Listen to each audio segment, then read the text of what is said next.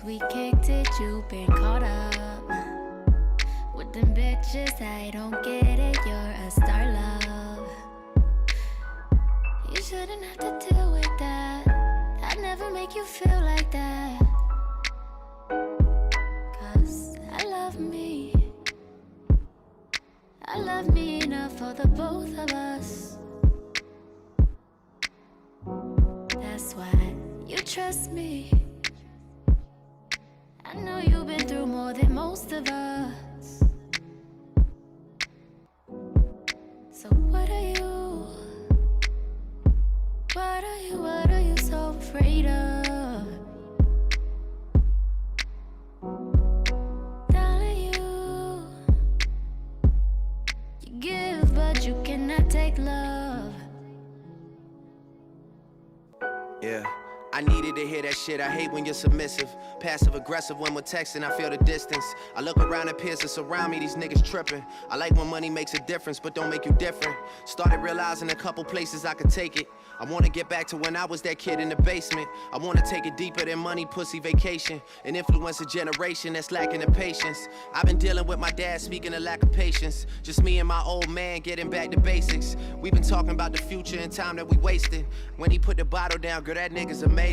Well, fuck it, we had a couple Coronas. We might have wrote a white paper, just something to hold us. We even talked about you in our couple of moments. He said we should hash it out like a couple of grown-ups. You a flower child, beautiful child, I'm in your zone.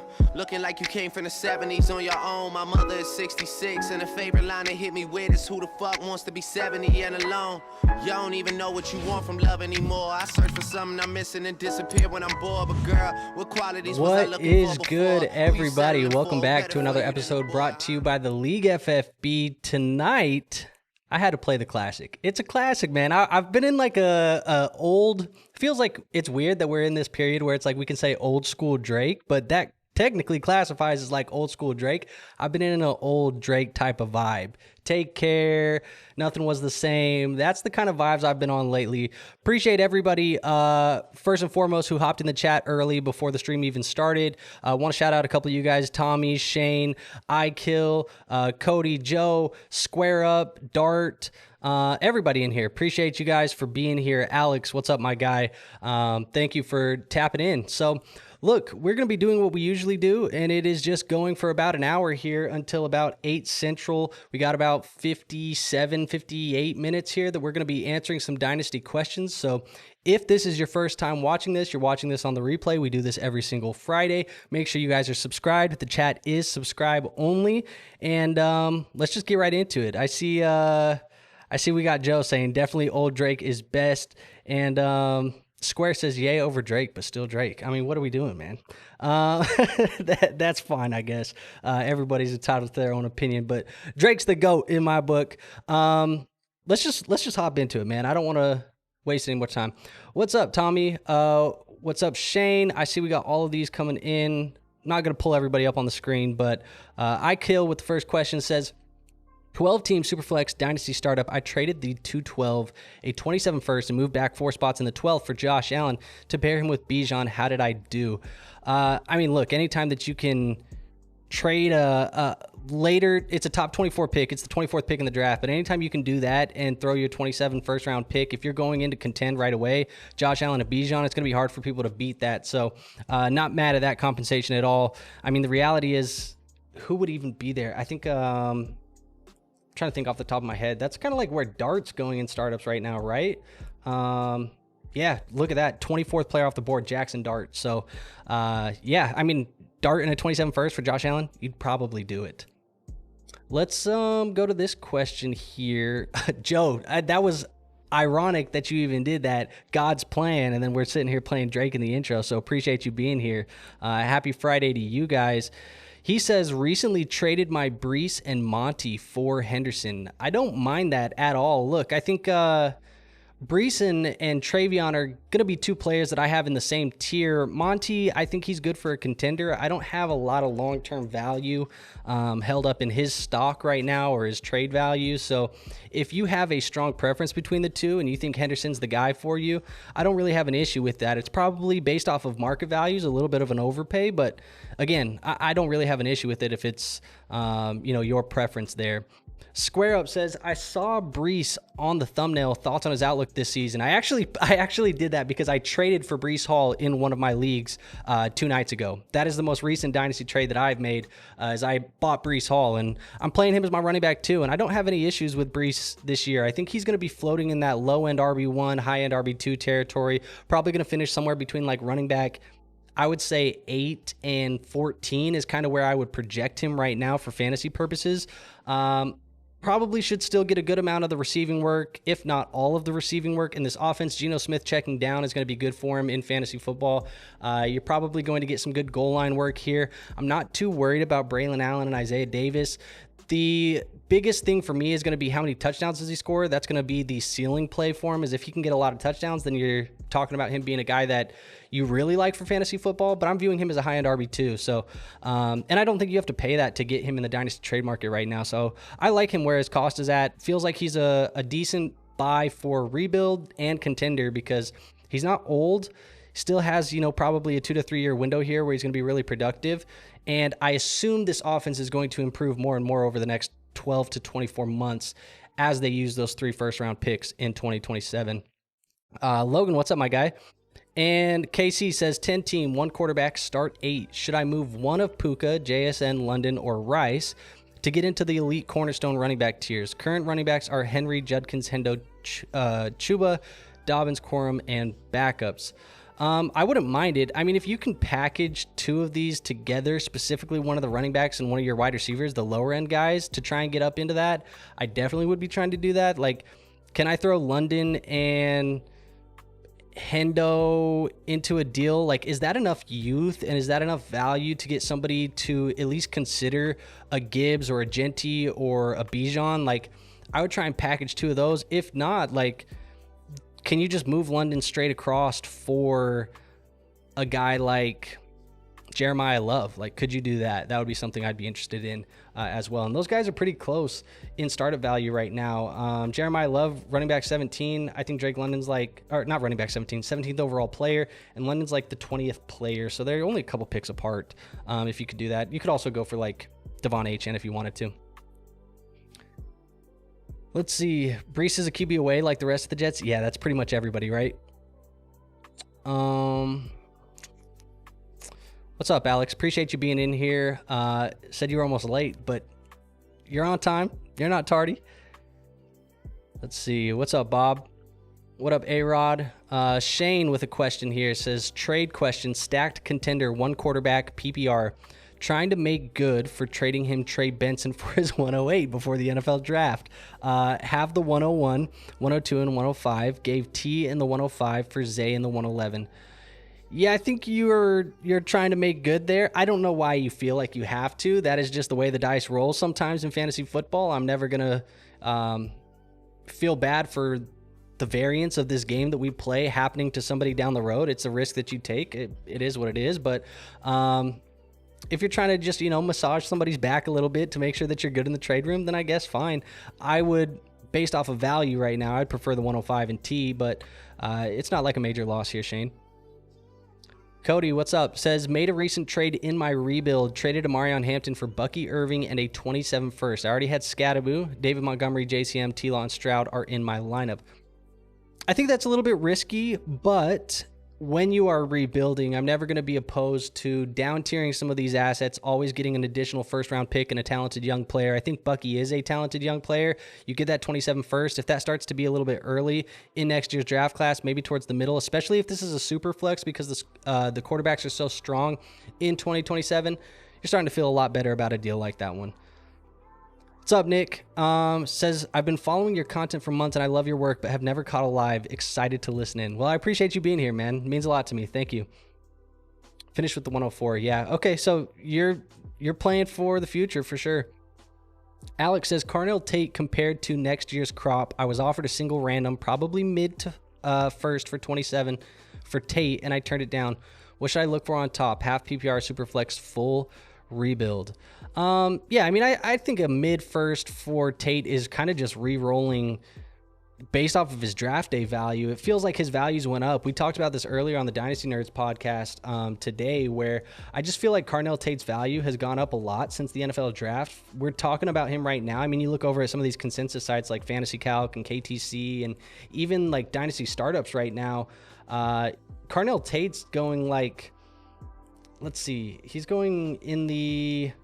He's wide receiver 13 off the board in startups. Like, we're kind of already valuing him at a ceiling. So if you're trying to trade Carnell Tate, market value tells you should be trying to get similar to what you would want for an Emeka Egbuka or even a Tedero McMillan to an extent. Those guys are probably a little bit more rich when you're trying to buy them, but it would be in the same ballpark. So I would say at least 1 first and a second next year is where I'm at least starting it. The fact that you are full rebuild, I'm okay moving him and kicking it down the road.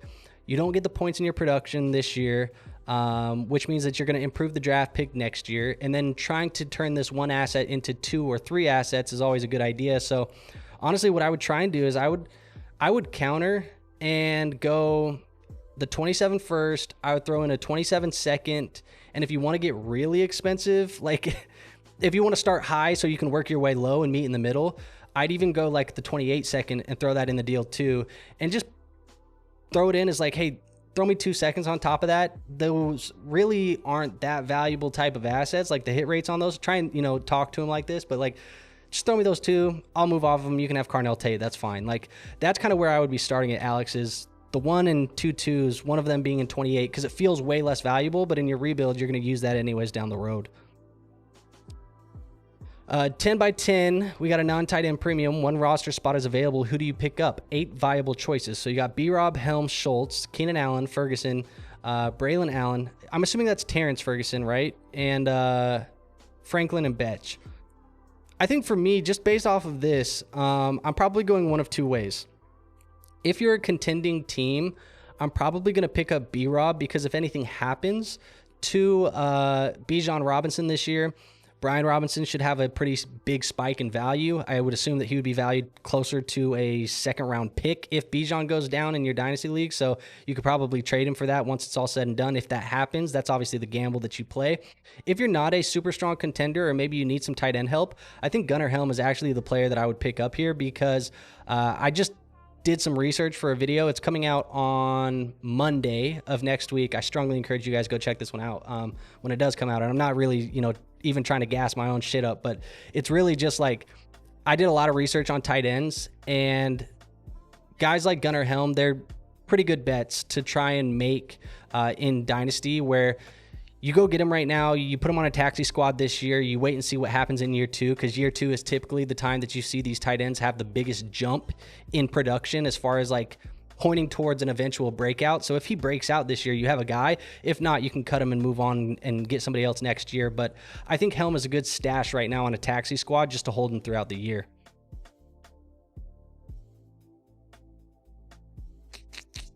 Let's see. A-Rod says, I'm trying to decide if I need to down tier Jettas because of who's in my flex. It's 1 quarterback starting Jaden, CMC, Achan, JJ, Amon-Ra, Neighbors, Pitts, Brees, and Scary Terry. I would not say that I don't think you need to down tier him. I mean, you got so much high-end production here. Jaden's going to be a top 5-ish type of guy that I'm projecting this year. CMC and Achan, top 10 running backs for you, guaranteed. JJ and Amon-Ra, top 10 wide receivers. I like Neighbors, Pitts. I mean, I'm not worried here, A-Rod, at all. The pick at 212 was London. Okay, so it was London for... London in a first for Josh Allen? I think you're happy about that in a super flex. Bob says Michael Wilson and a 27th third mid for Goddard and Stribling, full PPR. It's a tight end premium too. I think I would rather have Michael Wilson in the third here. I'm not super high on Goddard long term. And I don't love Stribling as a prospect, so I'm going to go with Michael Wilson here. I think he's a little bit undervalued in today's current trade market. What's up, Zach? Appreciate you being here, dude. Alex says, I remember Drake from Degrassi. That's crazy. I never watched Degrassi, actually.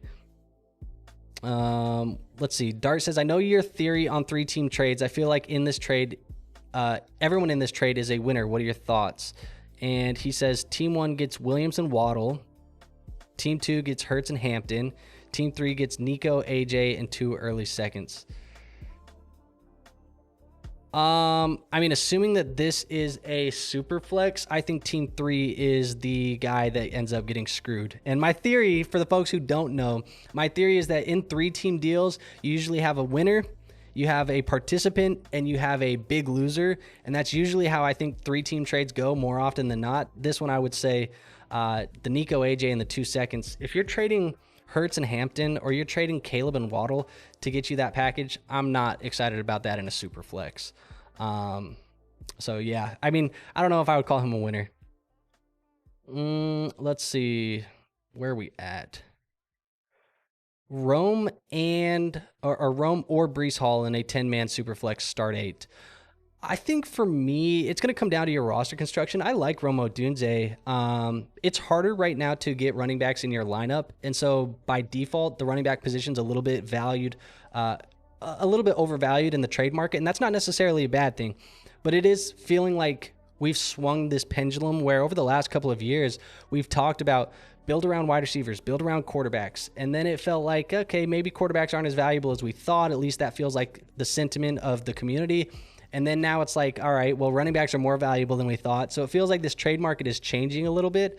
And so that's a long way of me saying I think Breece probably has more value than Rome today, but I still like Rome Odunze a lot. And it's going to come down to your roster construction, because if you're playing Breece as a running back 2, I love it. Or if you're playing him as a running back 1, even better for you, because that means that you needed the position.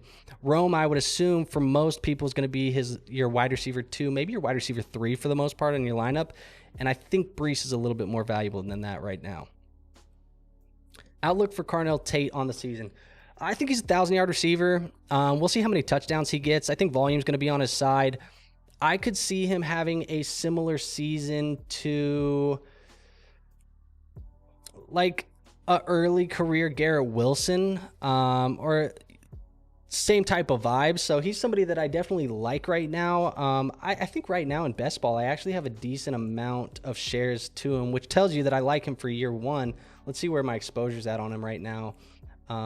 Tate. 13.5%. That's not like super high, but not super low either. I mean, my highest exposure player, I have 2 guys in the 24th percentile right now.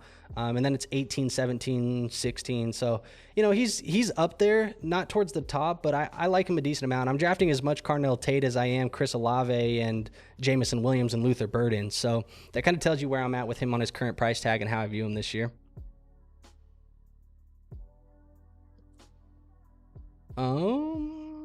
Let's see. Josh says Burden or a mid 27 first and 28 second. Tough one. Because I think the value or the perceived market value tells us that this is kind of where we should be expecting the trade value to be for Burden. I do not believe he is the wide receiver 1 for the Bears. I don't know if they have a wide receiver 1. It might just be a committee approach. We could see them kind of utilizing their wide receiver rooms similar to how we've seen some of these other committee rooms go, where you have a bunch of quality production, like guys who are getting 800, 900, 1,000 yards, but nobody's doing that like 1,500-yard season that we see from some of these guys. So I think if I'm rebuilding, I'm going to take the 2 picks and move on. But I never would blame anybody. I think this is fair value. I would never blame anybody for keeping Burden. I sold my only Burden share this summer already. I sold it early on, and it was for Garrett Wilson straight up. I feel like Garrett Wilson has a very safe floor that Burden does not have, and honestly, I think their ceilings are pretty similar. In that trade I asked about, I'm up to 8 20-27 firsts and 5 28 seconds. LOL. I think Tate is worth being my first big piece to keep. Yeah, if you have all of the draft capital, then I don't blame you at all, man. Keep some of these pieces where you can actually get some of the production. And it sounds like with all that value locked up in draft capital, you're not going to score a bunch of points anyways and really ruin that 101. Let's see, Javonte Williams or ETN.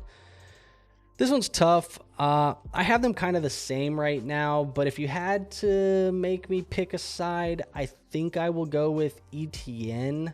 or Travis Etienne, but they're close enough. I think I lean Etienne though. Returning champ, ridiculous lineup: Hurts, Lamar, Dart, Lawrence, Puka, JSN, CD, Rice, Igbuka, Cook, Hampton, Dowdle, Hendo, Harvey, McBride, and Warren. Feeling like trading just keep the league active. Yeah, that's the danger of the offseason sometimes. You know, trading just to trade out of boredom sometimes is not the best move for the returning champ or the defending champ. What is the best way to handle Travis Hunter in Dynasty Superflex PPR League, wide receiver 4 or 5? I mean, if you have him right now, you probably need to be holding on to him. The value is shot at this point in time unless you have a believer in your league, but the chances are you were the believer that is now holding the bag with Travis Hunter. So I think what you do is you wait, let the first couple of weeks of the season give us a little bit more clarity on what that role looks like. And if he does start producing on offense, I think if you still have nerves after that, or you don't want to play this game anymore with Travis Hunter, because he scores, some fantasy production on offense in the first couple of weeks doesn't mean that they can't change their mind and make him go play defense on the other side of the ball, or he's still not unreliable from a week-by-week basis. So if you don't like that, then try and move out of him there. But wide receiver 4 or 5 on your team, I don't think there's too much risk there. Sounds like you have some good guys in front of him. But I'd let some production happen and then try and sell him off to somebody who believes in him.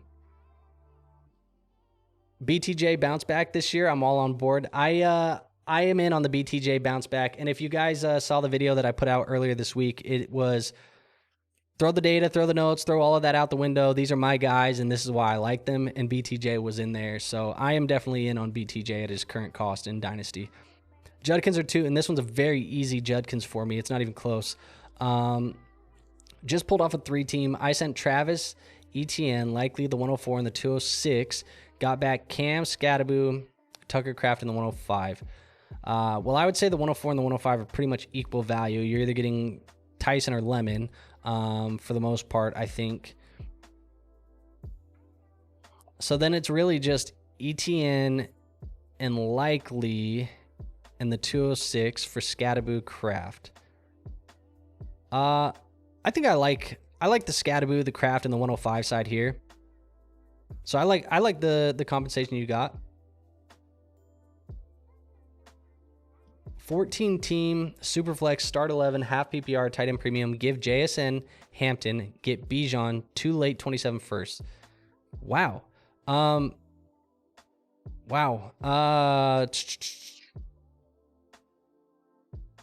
That's tough because I think JSN and Bijan are probably similar valued assets right now. I would have Bijan over JSN.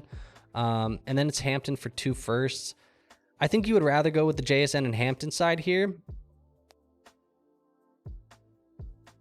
And given your team having Jamar, Pickens, Olave. Yeah, I think there's more value on the JSN Hampton side, especially if you're trying to contend right now. So that's the side that I would stick with.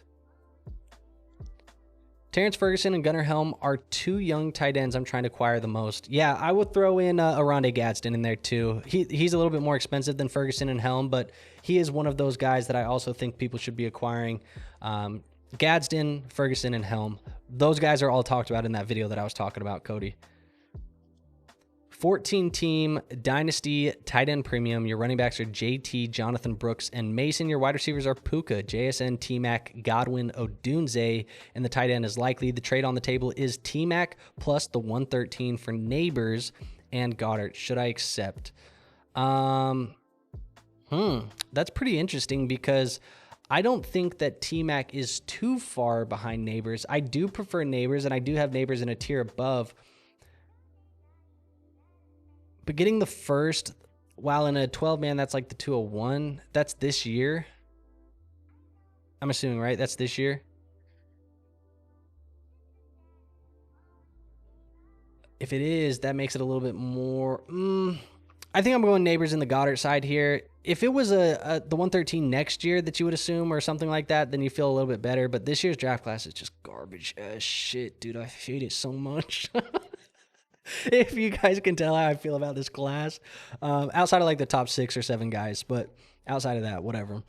In a rebuild, 12-team Superflex, PPR, half-point tight end premium, would you trade Tet for Hampton? Starting roster is T-Lock, Kyler Love, Judkins, Tate, Lemon, BTJ. No, I actually would rather have T-Mac in your current roster construction right now, and you're rebuilding, so I'd rather have the wide receiver. So give me Tetero and McMillan here. John, my guy, what's up, dude? Appreciate you being here, dude. Says he hasn't seen us since last season, so we back, man. Happy to have you. What's with all the Bears hype? Realistically, for Bird and Roman Loveland to all feast, wouldn't they need to be significantly better than the greatest show on turf, Rams? I mean, I don't know if they would need to be significantly better than the Rams. I think they all can eat. I would project, like I said, I think all of these guys are somewhere between like 800 and 1,000 yard, maybe 1,100 yard receivers. It's just a matter of who's who. In a tight end premium, you probably lean Loveland over everybody, and then it's pick your poison between Roman and Burden.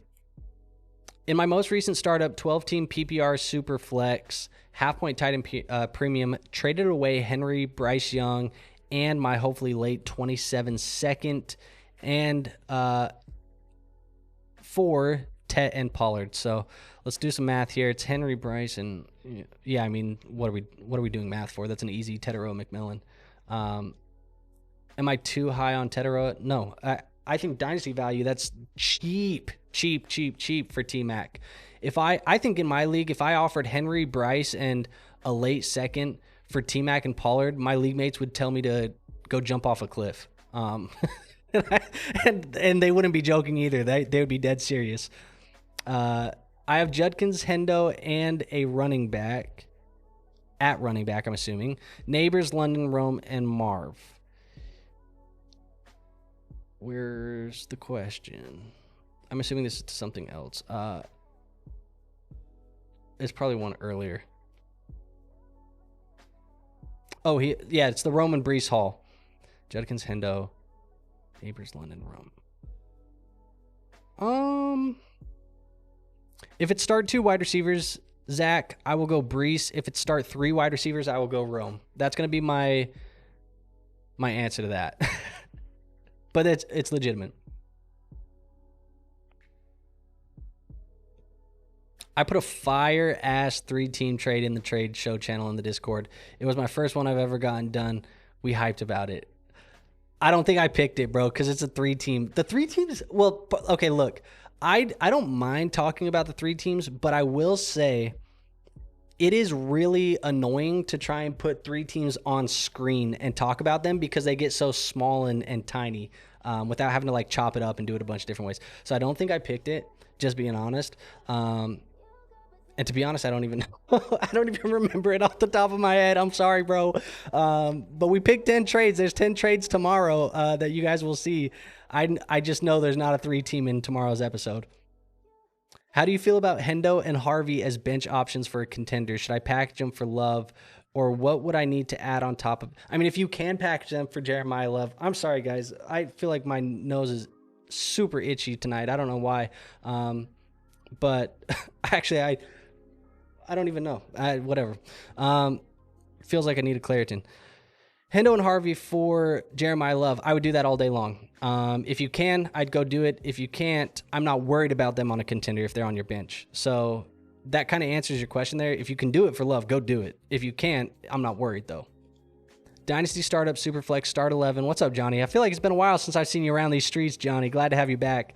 Olave or Goff in a Superflex. Round 5. You have Chase, Lamb, and Nico already. Mendoza, Jordan Love, and Baker, the best quarterbacks available. Lean into wide receiver advantage or balance out the team. I would just go best player available, and to me, Olave is the best player available, and you can make some moves after the startup if you need to, but I would go Olave here.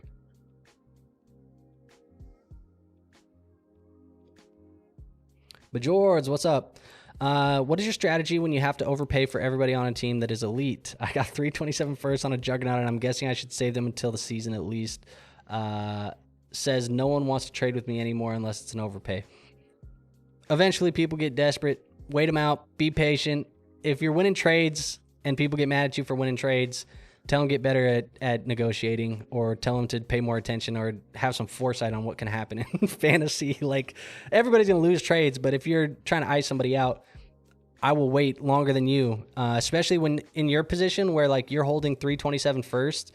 They're not losing value. So hold on to those and let them gain value over the next 12 months, and then somebody's going to want them.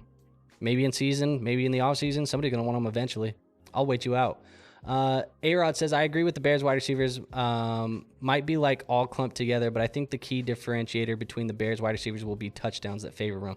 That's exactly what I'm thinking too, and that's why I lean Rome as the wide receiver 1 over Burden, is because I think he gets more touchdowns this year, which leads to more production for him.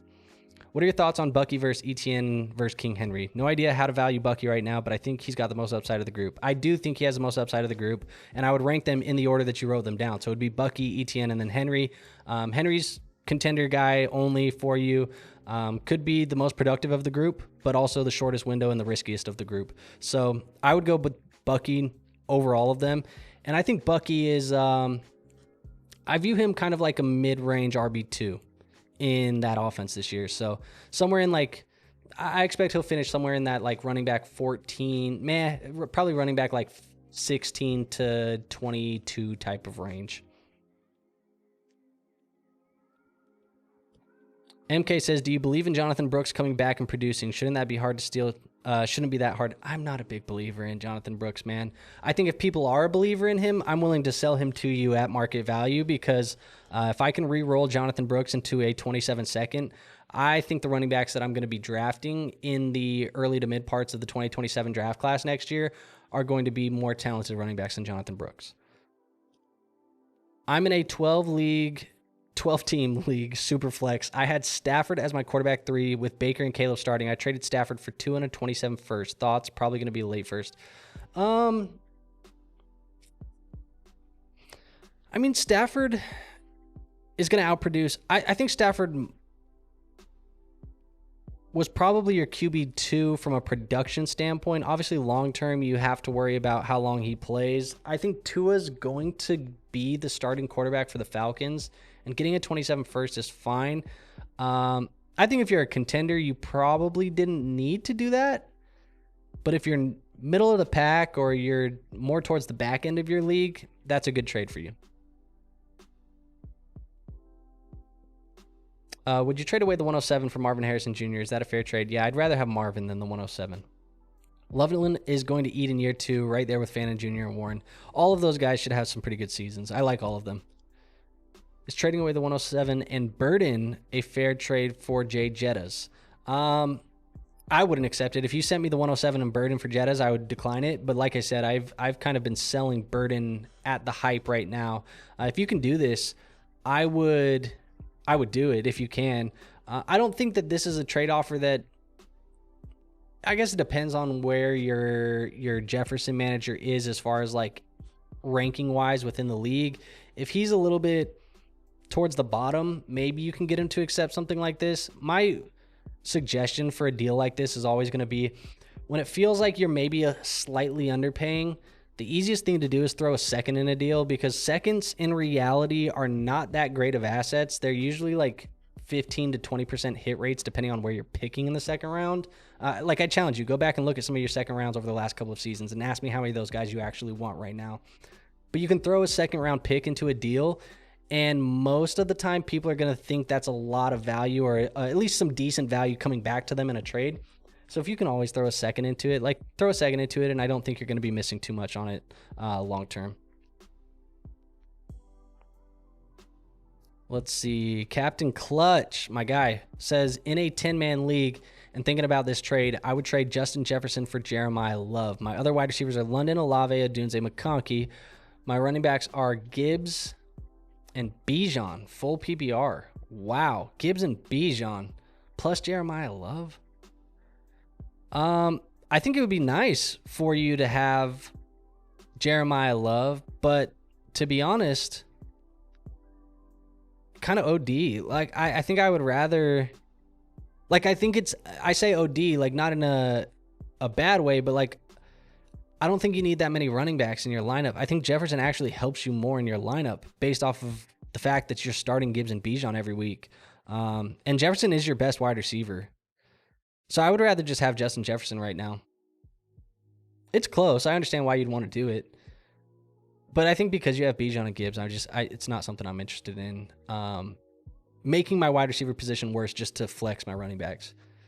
In full PPR Dynasty, would you rather have Jalen McMillan or Matthew Golden? I'd rather have Matthew Golden, but I've not been very high on Matthew Golden, nor is he somebody that I actually am trying to keep around on my team. He's actually, I talked about that Breece Hall trade that I made the other night.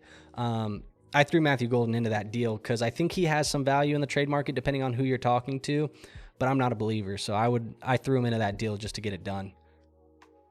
So are we doing this League FFB Dynasty League, or do I need to post it in Discord Dynasty chat every week to catch traction? I mean, it wouldn't hurt. It wouldn't hurt for you to keep posting it every week and get some traction, but it is definitely something on my radar. I've just been busy doing other shit, I guess, but it's not something that I don't want to do. It's something that I do want to do is commentate a startup draft that you guys are in. You gave me a roster review and let me know that I'm in rebuild. Do you think Bucky for Jonathan Brooks and a first/second is worth it? I mean, if you're in a rebuild, I don't mind you going and getting a first, but this is what I would say is I think you need all of that, Jeremy, for Bucky. Like, I would want the first, the second, and Brooks. And I think that's what you're saying here.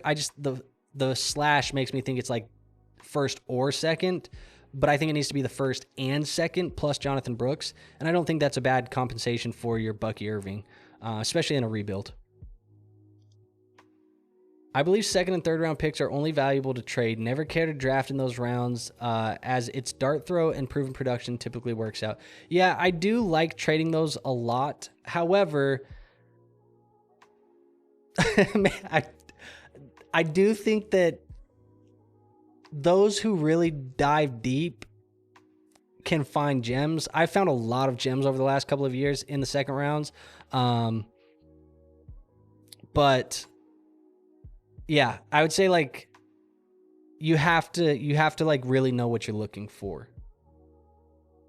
But never bad idea to trade those seconds. Third round picks for sure. Like, sell the third round picks if you can. They're usually more valuable in the trade room than they actually are for those picks that you make on your team. Second rounds, I say yes and no. But for the most part, trade them. Especially the late ones. Let's see. My other startup, 12-team Superflex half-point tight end premium, gave me a lot, but drafted a solid. Gave up a lot, but drafted a solid contender, and am all in. I gave Zay, Waddle, and a 27 first for Jettas to pair him with my other studs. McLaurin is my wide receiver 3. Wife made me promise no more leagues. I like the added context there. Zay, Waddle, and a 27 first. I mean, I like it still. It's I think a fair trade offer, but I would take Jettas if you're all in. Why not? What's Derrick Henry's value in Dynasty? A second or a third? I think he's a second, but nobody's giving you him for a third, but you can't get a first for him. He's kind of stuck in second purgatory right now where he's more valuable than a second, but you can't get more than a second for him. Are you looking to trade Burden? If so, what other running backs and wide receivers do you like at his value that could ascend his production, or are you keeping him? Yeah, I mean, I'm okay shopping him. Like I said, where he's being valued right now, like, let's see. Let me put in startup ADPs. Like, in startups right now, he is going wide receiver 17. Like, he's around Ladd, Garrett Wilson, Chris Olave. I would take Garrett Wilson and Olave over him. If I can get Tate for him, I would do that. I'd rather have Tate than Luther Burden. Running back wise, you're looking at like Breece, Judkins in that range. I might take them over him too. But really, I think the best thing what you can do with Luther Burden right now is like take a late first in your rookie draft if it hasn't happened already in 2026. Like, take a mid to late first, tack that on top of Burden, and try and get up into that Jefferson, that London, the Neighbors, like trying to get into that tier, because that's the best bang for your buck, is to use a first this year and try and take him up a tier and go get somebody else. It's good, kid.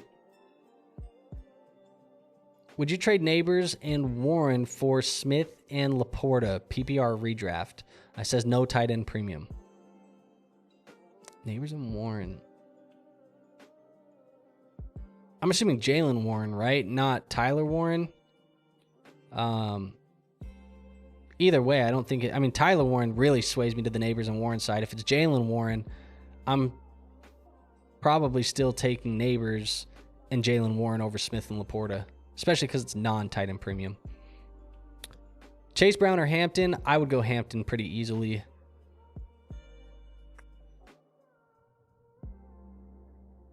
Did a big trade that I kind of regret because it gives me no depth at wide receiver.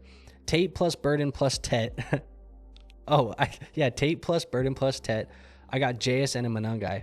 My running back room was slim and a mid-27 first. Superflex PPR 12.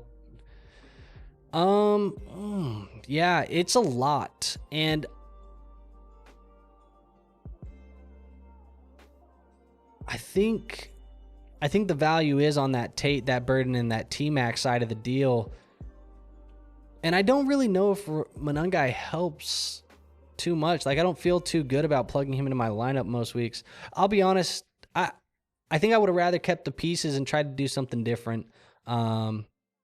Sometimes I feel like I get what you're doing, because I think sometimes you feel like you need to make the trade bigger to get the piece that you actually want. But part of me feels like you could have just traded, like, could you have just traded Carnell Tate straight up and got, I don't know, Judkins? Or could you just traded Carnell Tate straight up and got Brees? Something like that. Like, I think Tate's going in startups ahead of those guys. So, like, I feel like that's in the range of outcomes. Yeah, sorry, dude. I don't know if I like that one for you. I call first to sign up for that league. Dude, I'm telling you, we'll do it. We'll do it. I'm a man of my word. You can hold me to it. It's just a matter of finding the right time. Your best take ever is not wanting DK on your fantasy teams for no good reason, and I've always felt the same. That was I just speak from the heart. I don't know what it is. I don't like DK Metcalf, man.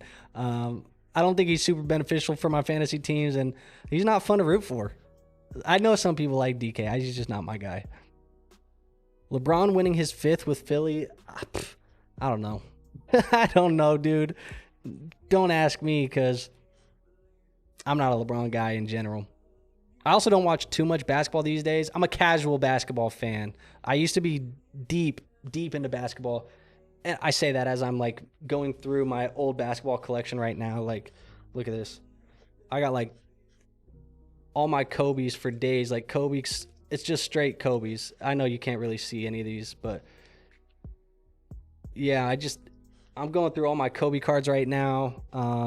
All my basketball cards in general. I'm trying to sell off my old basketball collection and trying to comp it out. I think right now, just all of this, none of this is graded, and I think all of it's like probably like $2,000, $3,000 worth of just like singles from like my childhood, and then I'm gonna put that into like a big card.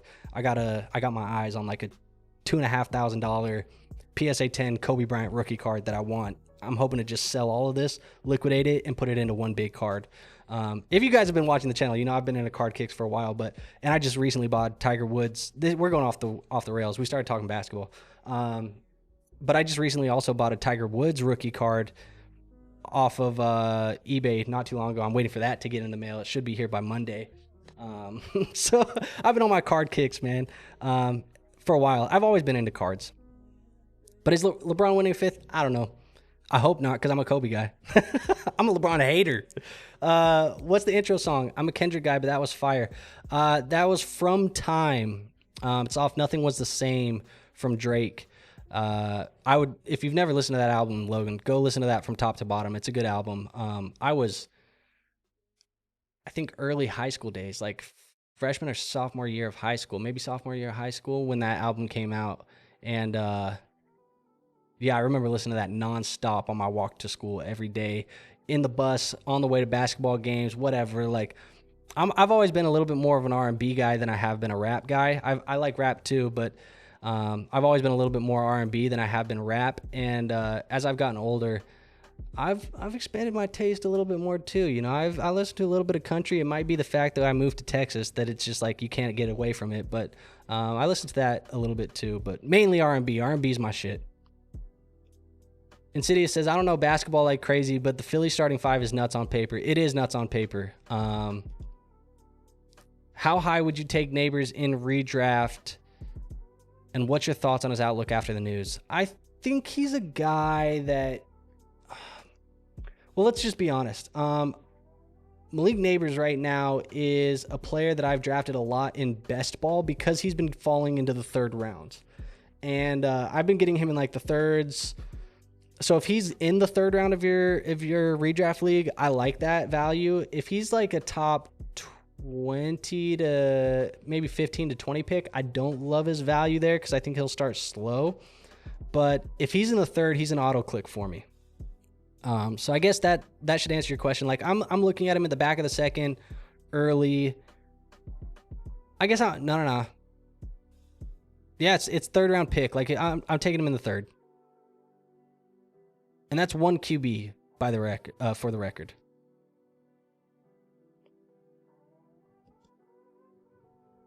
I'm hearing a lot of noise that Rico is going to give Warren a run for his money, and they're projecting 50-50. I mean, that's what I would expect. I actually have Rico leading that backfield as far as carries and rushing yards go and touchdowns. I have that going to Rico. And it's because of the connection that he had with Mike McCarthy when they were in Dallas together. Warren, he's going to be the guy who catches PPR points. And so if you're in a full PPR league, I think they're probably close. But I think if you had to say who gets more volume this year, that's probably Rico to me. I don't think a full PPR league, I don't think Jaylen Warren's bad for you, though. I think they can both be productive. Shane says, I'm a Kings fan from my younger days, so I haven't watched basketball in 20 years. I was just talking about today in our group chat, I was just talking about that Lakers-Kings series back from like 2002, bro. So, yeah, I was talking about that today. Wondering when the Bad Takes video is coming out. That video is going to be recorded on Tuesday night, so you guys will see that, assuming War doesn't bail on me, because that's a random. We never record on Tuesdays, but the plan is to have that recorded Tuesday night, and then you guys will see that on Wednesday afternoon. 10-team Superflex PPR, 3 wide receivers, 3 flex, a half-point tight end premium. I sent away CMC and Jordan Mason for Scat and a 27 mid to late second. Best contender by a good margin. Believe in Scat, figured upside in the youth, and cash out. Yeah, if I'm a contender, I think this is fine value, but I almost need, as a contender, I almost kind of need to get overpaid a little bit for CMC. But I think the value is fine. If you believe in Scataboo, I think that's fine. I kind of think Scat is going to be... I kind of view Scataboo kind of similar to how I view Bucky this year. Kind of in that range. Mid to low end RB2 is kind of how I'm viewing him. I know he was really productive last year, but I think Tyrone Tracy gets involved enough that it's a little bit annoying.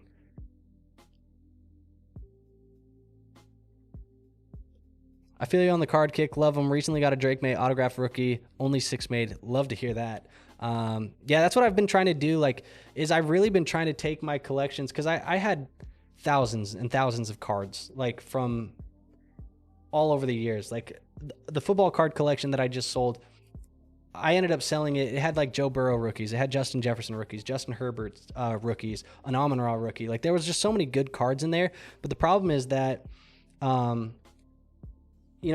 people who don't understand cards, you can get a card that is, ungraded, and it's worth 10% of what a graded one is if it comes in nice. And it's harder for these ungraded cards to hold value over a long period of time, whereas the ones that are graded, those ones hold value longer. So I've been trying to take these thousands of cards that I have and turn them into dozens of cards, but those cards are going to be worth $1,000 or $500 or whatever. The card's a big money card rather than having a bunch of small money cards that equal a lot of money. So that's kind of been my plan because I think it's easier to keep track, especially with like the market, the card market right now, where it's every year it feels like the values are going up and up and up. It's easier for me to keep track of fewer big money cards than it is a lot of small money cards. And for a personal collection or like investment pieces, I do think having GOATs of our generation or my generation or just guys that I've been fans of growing up, and having high-end cards of those players, for me, it's nostalgic. It is a fun collectible. It's like a fun collection. And like I said, they just hold value and increase in value, actually. Cards in general, sports cards and Pokemon cards, all of that stuff, trading cards have outperformed the S&P 500 by a pretty significant margin over the last couple of years. It's a lot riskier, but they have outperformed like the stock market. So kind of crazy to even think about that hobby in general. I'm sure it did, dude. I'm sure it did. Made me happy, though. Was offered and smash accepted Igbuka and Brooks for Judkins, Sampson, and a 27 third, 12-man Superflex PPR. Yeah, I like that for you, too. I would take the Igbuka and the Brooks side.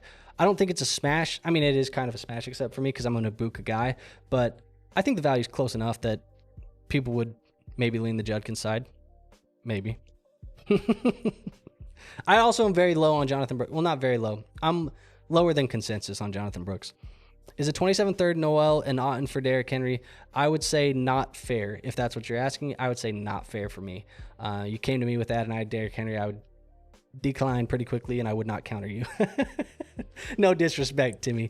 But okay, we are caught up to the bottom. I see we've already gotten through over like 100 something questions tonight. I see we got like 100 plus comments in here now that we're down to the bottom. So for you guys that are still sitting here in the chat, hanging out with us, talking some cards, talking some Dynasty, whatever. If you guys are enjoying your time, if I've answered one of your questions or just whatever, if you guys want to show some love, do me the favor, go hit that like button. We're at 23 likes right now. I would like to see us at least push that number to 30 by the time that this live stream is over. So if you haven't hit that like button, please do me the favor. Go show me a little bit of love if you could so kindly.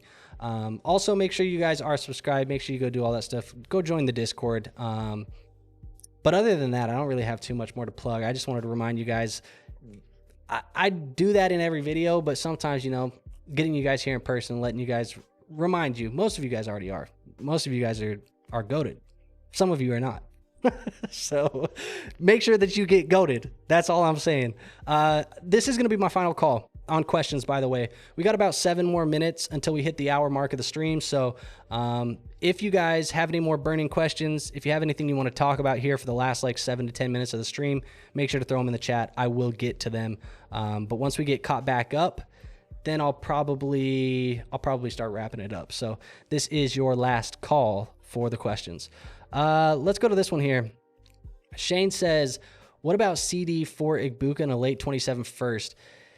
Yeah, I think it's interesting because in that video where I talked so highly about Emeka Igbuka, I said that I would need to get like a CD, an Amon-Ra, a Jefferson to even think about moving off of him. Giving a 27 first on top of him feels a little bit rich. I think I lean Igbuka in the first here for me personally. Superflex 12 team, half point PPR, half point tight end premium, start 10. Is trading JMO and Michael Wilson or Jaden Reed a fair trade for Tyler Warren? No. I don't think so. I would say if you want Tyler Warren, I mean, let's just be honest. I think you probably got to give like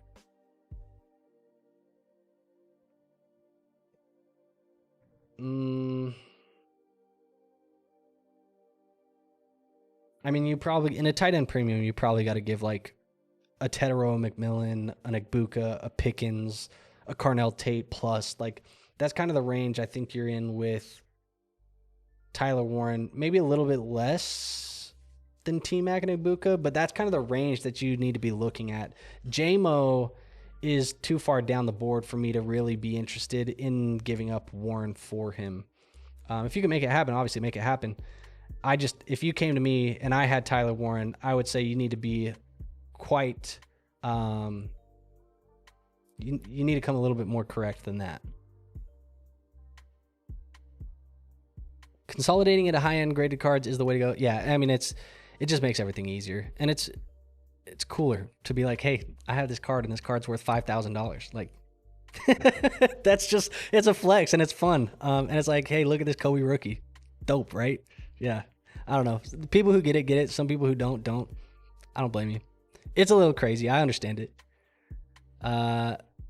Essentially my shit was, I sent London and a late first for T-Law, Rome, and a 28th, 3rd, and 4th. I'm rebuilding and I need another quarterback, and I'm starting Bo and Penix. Oh, Penix at the starter would have been awful. So now I got Bo and T-Law. So London and a late first for T-Law and Rome. Yeah, I like that for you. I think it makes sense. It's one of those roster construction trades, right? Like, I think the value is pretty fair overall, but it helps the roster construction.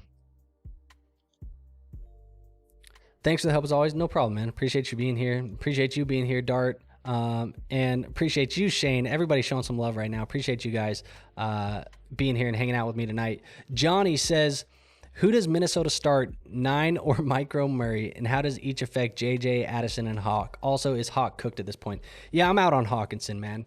Unfortunately, as a Vikings fan. But I think Hawkinson, for Dynasty fantasy football purposes, is over the cliff and not really somebody that I'm trying to invest in at this point in time.